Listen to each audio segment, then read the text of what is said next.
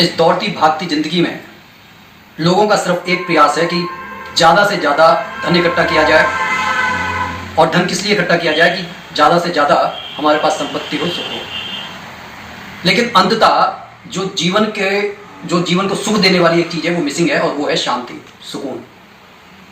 लेकिन आदमी दोनों हाथ जोड़कर भगवान के सामने ये कोशिश तो करता है कि उसकी कृपा हमारे पर बरसे, लेकिन दरअसल उसके मन में कहीं एक ये प्रयास भी रहता है कि बस मैंने हाथ जोड़ लिए, भगवान की कृपा हो जाएगी।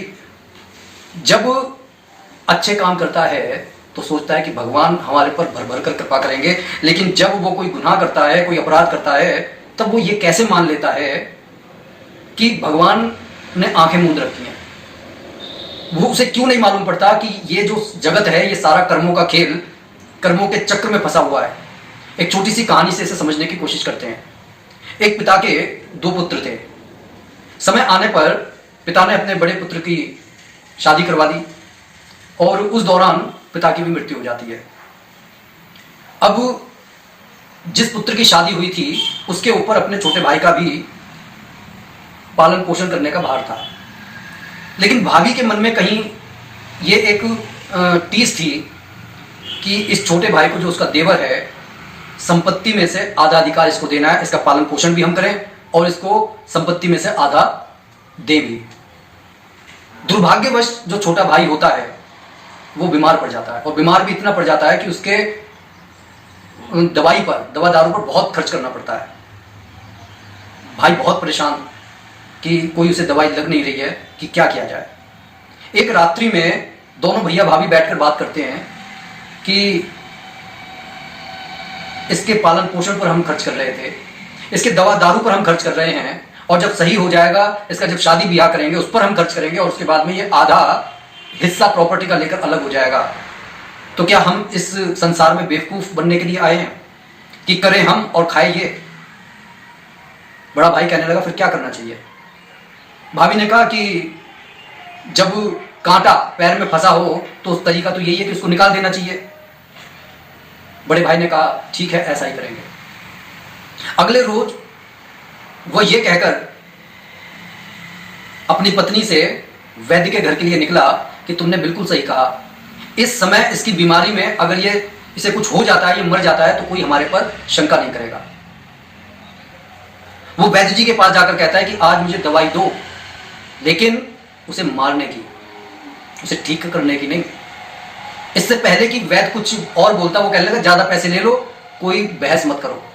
पैसों के लालच में वैद्य भी आ जाता है, और जो वो दवाई देते हैं वो धीरे धीरे से वो जो जहर है वो अपना असर करना शुरू कर देता है। दिन 2 दिन में छोटे भाई की मृत्यु हो जाती है, और इस मृत्यु का वो दोनों भैया भाभी जश्न मनाते हैं कि हमारे जीवन में एक कांटा था, वो हमेशा के लिए निकल गया, अब सब कुछ हमारा है। जिंदगी रफ्तार पकड़ने लगी, उनके एक बेटा हुआ, वो बेटा बड़ा हुआ, उसकी शादी की गई। मतलब जिंदगी बिल्कुल स्मूथ चल रही है। जो सोचा, जैसा सोचा वो सब घटित होने लगा। और ऐसे पापी लोग उस समय ये सोचते हैं कि ईश्वर ने आंखें मूंद ली हैं। जब उनके लड़के की शादी हो गई, उनके बच्चे की शादी हो गई, नई नवेली दुल्हन घर पर आ गई, उसी दिन से उनका वो लड़का बीमार पड़ने लगा, और ये बीमारी बढ़ती चली गई। बीमारी इतनी बढ़ गई कि उसका कोई इलाज उन्हें नजर नहीं आ रहा था। घर की बहुत सारी प्रॉपर्टी बिक गई। उसका पिता ये सोचने लगा कि आखिर किस तरीके से अब ये जो रेलगाड़ी, जो गृहस्थी की रेलगाड़ी जो पटरी से उतर गई है, किस तरीके से इसे पुनः पटरी पर लेकर आया जाए। इस दौरान अपने पति की इस हालत को देखकर जो उसके लड़के की जो शादी हुई थी, वो उस नवविवाहिता की हालत भी बहुत बुरी हो गई कि मेरा पति बीमार पड़ा है, ऐसा लग रहा है कि मेरे पैर इस घर के लिए अच्छे नहीं हैं। और ये सोचकर हार्ट अटैक से उसकी भी मृत्यु हो गई। सारा घर विषाद में डूब गया। एक रोज पिता अपने बेटे के पास चारपाई पर बैठा था, तो बेटा ने अपने पिता से कहा, भाई तुमने मेरे पर बहुत खर्च कर लिया, अब सिर्फ लकड़ी और कपड़े का इंतजाम करना है।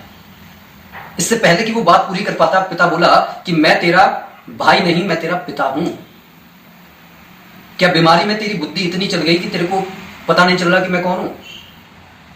वो लड़का मुस्कुराया, कहने लगा आप मेरे भाई ही हो।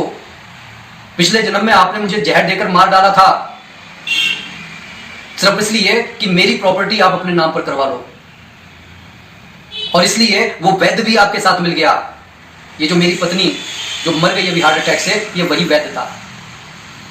उस समय जब इसने मेरे को जहर दिया था, उसके साल 2 साल में वो भी मर चुका था। उसने अपने किए का परिणाम भुगत कर वो जा चुका है, लेकिन अभी आपको भुगतना होगा, अभी आपको खून के आंसू रोने होंगे। मैंने अपनी प्रॉपर्टी का जो पूरा हिस्सा था अपनी बीमारी पर खर्च करवा दिया, लेकिन अभी थोड़ा सा हिस्सा बाकी है लकड़ी और कफन का, अभी आपको वो खर्च करना होगा। पिता उर्फ भाई की आंखें नम हो गई, और अंततः ये कहकर उसका वो बेटा भी मृत्यु को प्राप्त हुआ।